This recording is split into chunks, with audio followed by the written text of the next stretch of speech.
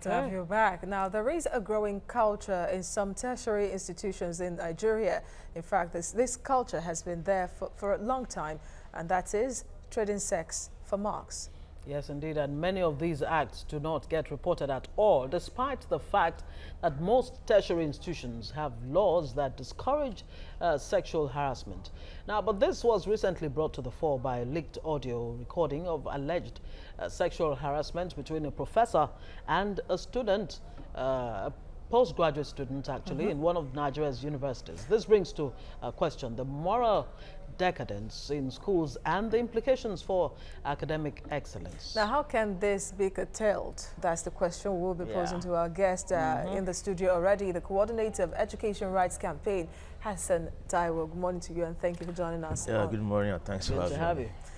How worrisome is it really that this is happening? Because it seems, is it even news? Or it's news, but not new? For those of us in the system, it's not news. The only thing is that it is underreported. And that's because this is a crime that is committed by those in authorities, those who have power over the student, especially the female student, so that for the victims, they are unable to speak out because of the repercussions. And because they also don't have confidence in a society that is dominated by patriarchy, that they are going to get justice even if they speak out. In 2006, 2007, I was a member of the student union in that same university, Obafemi University. And we have to practically move mountains before we were able to get justice for a victim of the same crime. Wow. And that's because you have a university system where there's a prevalence of this habit. And no matter how much a student tries, everywhere she moves to, she's likely going to meet different elements, even if they are not directly perpetrating the same thing, but are generally tolerant of it. But Hassan, what exactly is at the root of this? Why is this so prevalent? Or maybe I should hear from you. I mean, you've said already that it's bad, if not worse than we already think. Without this OAU incident, we would not even be discussing this. Yet every day it goes on at the tertiary institutions. What exactly is at the root of it? Is it just you know, sexual gratification, or is it a failure of a system that, you know, does not supervise? Look, the schools have an anti-sexual harassment law. All the schools. Yes. And talking to the vice chancellors and the school authorities, they'll tell you, no, it's totally zero tolerance in our school. Yet it goes on. Who's to blame for this? We have in Nigeria zero tolerance to corruption, to armed robbery. They still have. The universities are ultimately a unit of the entire society. Our society derides women. Our society places women in second-class position. Our society sees women as sex subjects. Patriarchy is a dominating philosophy within the capitalist society we have, not just in Nigeria, but globally, on the basis of which women are seen not to be useful for any other thing, except for the satisfaction of a man's desire. That is the root of what you are seeing in the university today. But they don't just happen in the university, also in the workplace. Yeah. They also happen in the home. There are issues of domestic violence, of marital rape. Many of these things are either underreported, or even when they are reported, they are not given the right focus that they should have. I've spoken to, I know a few rape victims rather, who have gone to police stations to report a crime. They have been raped. And the experience they had at the police station, they started regretting that they even made the venture. Because as soon as they report, somebody is already assuming that they must have done something to necessitate the crime. So that we are back to the same square one. And we have heard such things in the case of this postgraduate student. Who scored 33%. Yes. And the deal was, if you give me what I want 5 times, I will give you above average. Yes. Right? Yes. And people are asking, oh, well, yeah, if she had been a good student, maybe this wouldn't have arisen in the first place. What does it say about society that we've become? That's a false argument. Because the interesting thing is that it's not just sex for mark. you also have cash for marks, so that both male and female students are actually victims of this. But for the female students, it is a more grievous crime. Yeah. Because what they are being asked to do completely, violate their dignity as human beings. But we also have cash for marks. And the university system, already on the basis of patriarchy, already gives the impression that when this thing happens, women are to be blamed.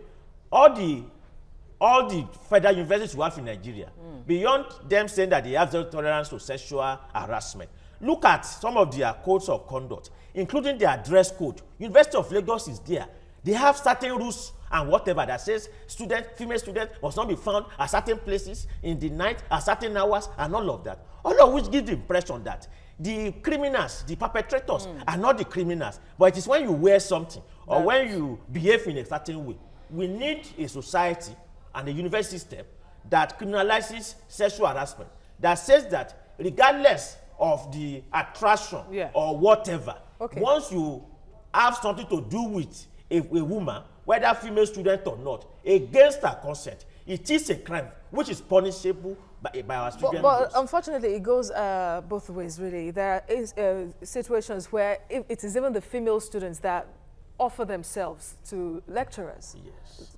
That happens. You agree? If it happens, how does it substantiate anything? I just want to clarify. A university lecturer, just like a doctor, has certain ethics. He's bound by the ethics so of the that institution. even if a female student comes to your office naked, once you violate her, you have already violated the confidence reposed in you by society. I mean, I'm talking about if such student does that, and the lecturer or professor says no, what kind of punishment should be meted out to such student? Because it seems that it's because maybe those happen because someone was talking to me about that particular situation, and the person said that maybe it was a female student that first of all, initiated that professor, and he liked it, and then he started asking female students for such. He should have reported. Just imagine if it wasn't a female student, if the professor was to be raped, a male professor was to be raped by another male or a female or violated, won't he make a report?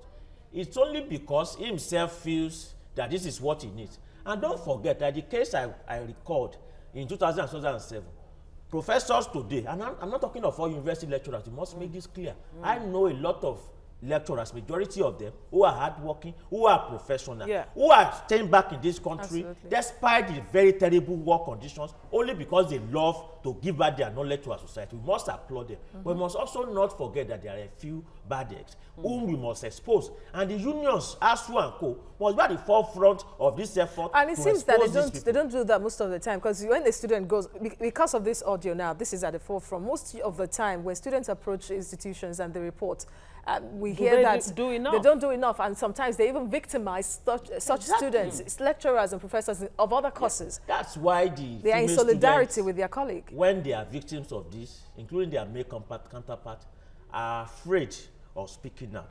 Don't also forget that in that same university, Obafemi University, over the past 2 weeks, there have been relentless attack on students, eviction of students from hostels, 5 were sent to prison and co. So that in that kind of atmosphere, you don't even trust the authority. Because the authority is bestial, the authority is undemocratic, the authority is dictatorial. So that when you even have an issue, because somebody at the level of a professor is seen by an ordinary student as part and parcel of the university management system. So that when that management system is that anti-student, even when you suffer this kind of violation, you don't have confidence. And that so how do you as a student protect yourself, whether female or male student, from this kind of harassment, be it sexual or some kind of victimization that may not necessarily even be sexual?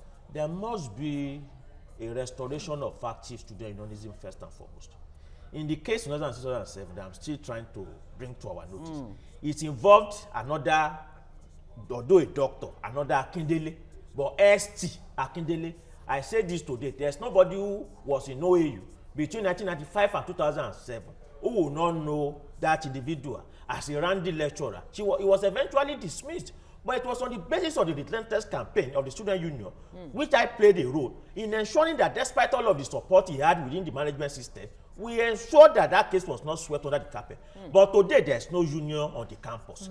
Courtesy of the belligerent policies of the university administration. And that seems to be a new trend now. They keep cancelling SUGs. Let's suppose there was a student union.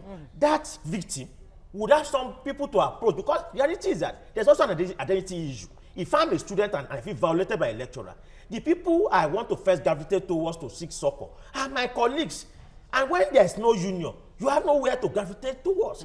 And now today, the university is saying that it would like to prosecute the professor, but that the individual is not coming forward. They have even identified her. Her name is now in the national day. Is that even right? I take it back to the university. That is not even right, because now is that right? You want to put pressure on her, because that's why I say that the university system, they don't have an appropriate mechanism for treating these kinds of cases. The normal disciplinary process in the university system is not applicable to this kind of matter. For a rape victim or a victim of sexual harassment, the first thing is to protect the identity, to ensure that she does not feel any stigma. She must have confidence that those she's relating with are empathetic towards her matter. This is not for people to, not to give justice or to be swayed by emotion, but more recognized on the basis of the patriarchal nature of society. Women who suffer this kind of adversity must first and foremost be offered succor, including emotional and psychological rehabilitation, so that when you name her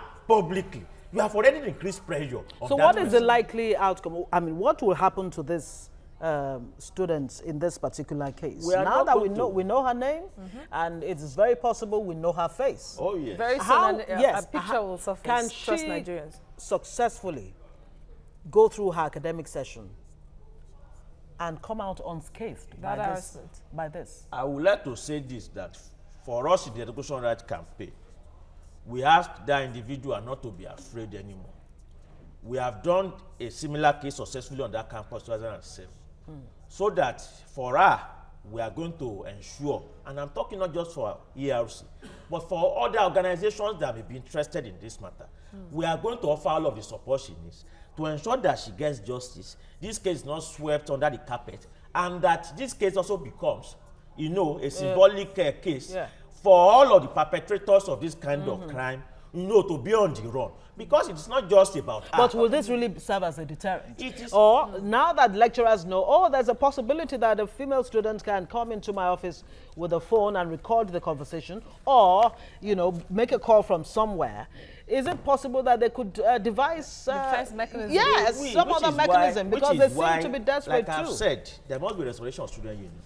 There must also be a committee composed of the unions on campus, gender right advocates, that can act like a network that victims of this kind of assault can easily run to make report for succor and for whatever assistance they may need.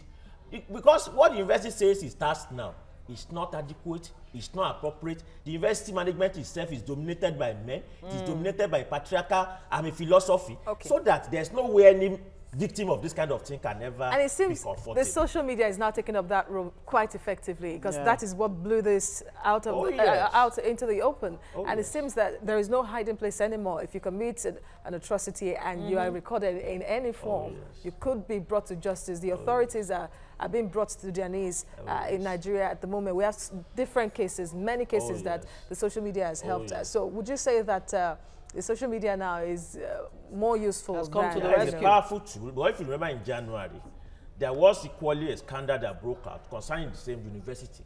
This time concerning a former student of the university, Funke Dizan, who called out a former, somebody who was sexually assaulted her in the same university. And that led to a situation whereby the university had to come out to start defending its name. The social media is a powerful tool, but it's just a tool. It's also it's a question of how to use it. And then for women, especially those who suffer this kind of indignity, there's also the question of whether or not you want to go that far. The fear that you could be named, you could be identified, and that you could also be derided. It's not lucky also that like there's a moral burden. You had a population of people who indeed stood up for her. But she could also be derided. So that we need to build confidence within all of the spaces that women occupy. In the workplaces, there must be such sexual harassment committee composed of the relevant bodies to ensure that women have somewhere to run to. In the university system, it must also be the same. But ultimately, we need to end this patriarchal capitalist system. And I always say it, because it is only when we completely overthrow a system that perpetuates the subjugation of half of our population the world over, that we can begin to find a way to resolve this indignity that women suffer. Because without resolving the economic crisis that we face, the fact that you have an economic system, because look at what is happening in this country. Every economic policy that is anti-people, women suffer it twice. Usually at the receiving end. If there is an increment of fuel price, it is women that will be going to this to the forest to gather firewood. Absolutely. That is the truth. If there is increment of school fees, it is the female student who would have to drop out first and foremost. So that we ought to fight for a socialist alternative to this capitalist economic crisis. That's when we can achieve gender equality. Let's talk about the base of economic empowerment for all women, education for all women. Look at what is happening in the Northeast. The economic crisis affects the women folk more than men. Yet there are probably more women dead. But look at the IDP camps. There are more women without husbands, without fathers. And we are hearing that most of them are even being harassed. Also being raped on a daily within basis. the camps. Okay, let's come back to, let's look at the wider picture. How damaging is this really to the academic community as a whole? It debases. And the quality and maybe even the quantity of education, what we're churning out.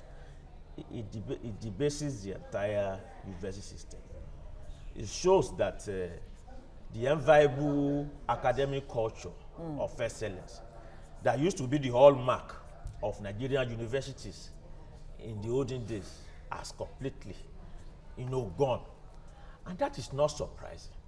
Because we are talking of just an aspect of the crisis universities face today.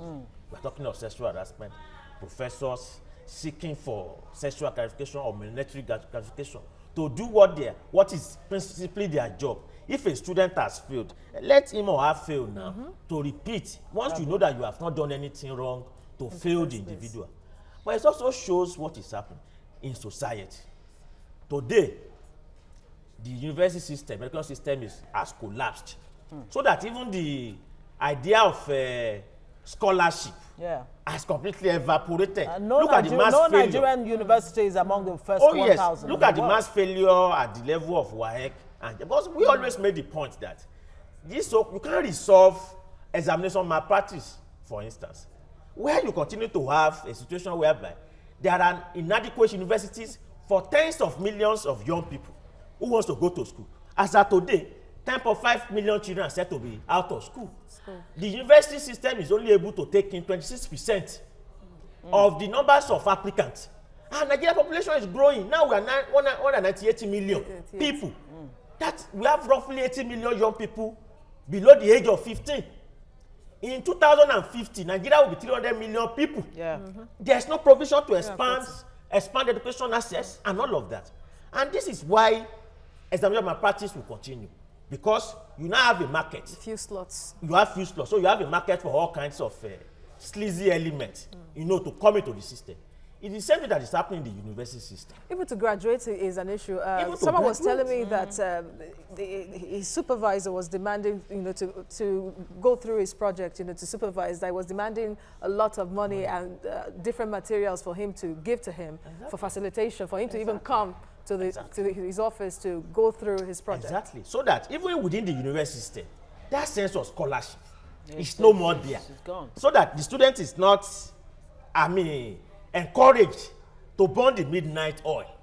You also see many of your seniors, 5 years after graduation, they are still roaming the street, no job. For jobs. It is this condition that the sleazy, corrupt element within the system exploits. And we know that already. So that if you want to resolve this Nigerian youths are being trained on courses that are no longer relevant. They are not relevant. Many of our people may not even be employable if the right atmosphere is created in the workplace, because education we are receiving today are antediluvian, are outmoded compared to Antediluvian, that's 21st century requirements Hassan, of the workplace. Solution, last point before we run along this morning. Is there a need to reorganize the marking or grading systems in schools? Maybe an independent marking body, for example, that is different from lecturers who, is that a possibility? I don't think that possibility, even if it exists, would resolve anything fundamentally. Don't forget pursuit TM. Nobody is talking about it now. We, ERC, said it to succumb to the same mess. The same system. It has done that today. We need a complete overhaul of the education system, which will require that society itself is repositioned on the basis of a socialist economic foundation. Without it, we'll continue to talk about this in years to come. Otherwise, like Wole Soyinka has said, evil is taking over good in Nigeria and something drastic needs to be done. Hassan Taiwo, Coordinator Education Rights Campaign, thank you very much for joining us Thank you for on coming. the show.